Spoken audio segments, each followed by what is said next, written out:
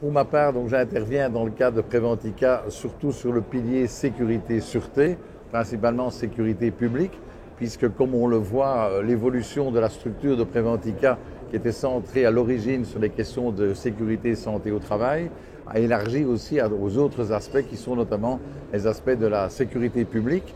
Ça me paraît un sujet d'autant plus important que coproduire de la sécurité, c'est non seulement un objectif régalien nécessaire des pouvoirs publics, que ce soit les maires, les bourgmestres en Belgique, les gouverneurs, les préfets, les ministères de l'Intérieur de nos différents pays, mais c'est aussi la nécessité aujourd'hui de travailler en synergie forcément avec le secteur privé, parce que le contexte d'aujourd'hui montre combien on a besoin de manière permanente d'effectifs nouveaux. À la crise des attentats, nous sommes ici à Préventica entre deux attentats.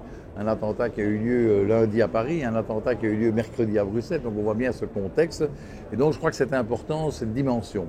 Donc dans ce cadre-là, je dirais pour notre part ici dans ce Préventica, ce qu'on a surtout voulu faire, c'est des regards croisés d'expériences internationales. Et l'expérience ici qu'on a mis justement en exergue, c'était quel a été le mode de fonctionnement, les modus operandi qui ont été faits par les services de sécurité et de secours belges lors des attentats de Bruxelles en mars 2016 et ceux de Paris lors des tragiques événements du Bataclan en novembre 2015. C'était important de voir comment on a chacun des pratiques différentes et comment on peut apprendre l'un de l'autre. Par exemple, un élément clé qui a été mis en exergue, quand les pompiers sont là, leur souhait numéro un, c'est sauver des vies humaines, c'est rentrer sur la scène de l'événement. Évidemment, une scène d'événement qui a pu être piégée, un terroriste qui est encore caché parmi les victimes, ça peut être vraiment dangereux.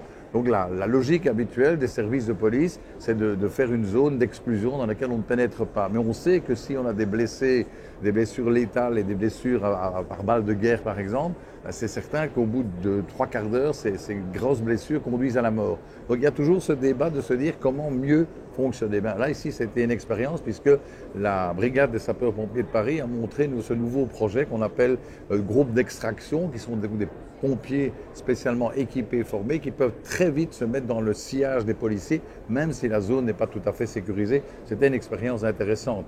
On a aussi beaucoup mis en évidence combien, dans le domaine de la sécurité, il faut être capable de travailler ensemble, policiers, pompiers, ambulanciers.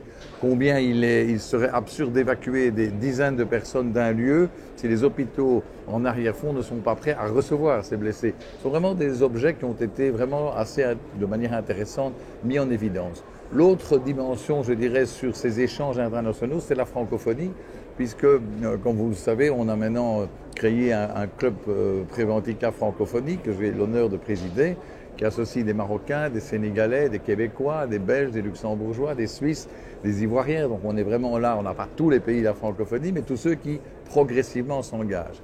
Les résultats très concrets, c'est qu'on a eu une nouvelle édition d'un Préventica à Casablanca et comme vous le savez, on aura le Préventica Dakar, ce qui montre l'intérêt aussi des pays francophones. Et là aussi, c'est dans une optique d'échange d'expériences et certainement pas dans une optique de donneur de leçons, de colonialisme. On n'est pas, nous, avec nos méthodes françaises, belges, québécoises, pour aller dire aux pays d'Afrique comment ils doivent faire. On peut avoir des échanges d'expériences et je crois que c'est extrêmement riche à ce niveau-là. Et enfin, un des points qui nous est paru aussi essentiel, c'est la concrétisation du rôle des pouvoirs locaux.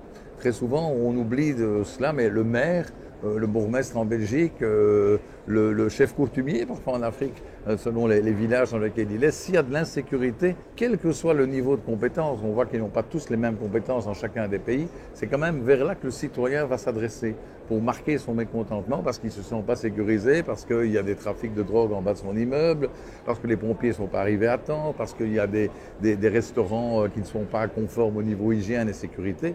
Et donc, un des points clés ici dans ce Préventica, ça a été vraiment avec le Forum européen pour la sécurité urbaine, de mettre sur pied aujourd'hui, on vient de terminer un atelier justement sur la nécessité de former, y compris les élus, aux problématiques de la gestion de la sécurité. Ils ne doivent pas se substituer aux policiers, aux pompiers, mais ils doivent en comprendre le fonctionnement et ils ont un rôle stratégique. C'est-à-dire s'ils ne sont pas opérationnels, c'est à eux qu'il leur revient d'assurer des plans de sécurité dans leur commune, dans leur région. Et donc ça, je crois que ce sont des avancées bien réelles et prometteuses parce que le Dakar sera un élément clé, comme d'ailleurs un autre élément clé c'est Préventica Strasbourg, puisqu'à cette occasion, alors on va mettre sur pied des échanges, des coopérations transfrontalières. Je vais assurer la coopération transfrontalière franco-belge sur la sécurité civile. Donc on va mettre plusieurs expériences. L'Allemagne, le Luxembourg, la Suisse, la Belgique, les Pays-Bas sont des pays frontaliers mais qui travaillent ensemble. Je crois que ça sont des avancées importantes et qui rentrent pleinement dans cette vision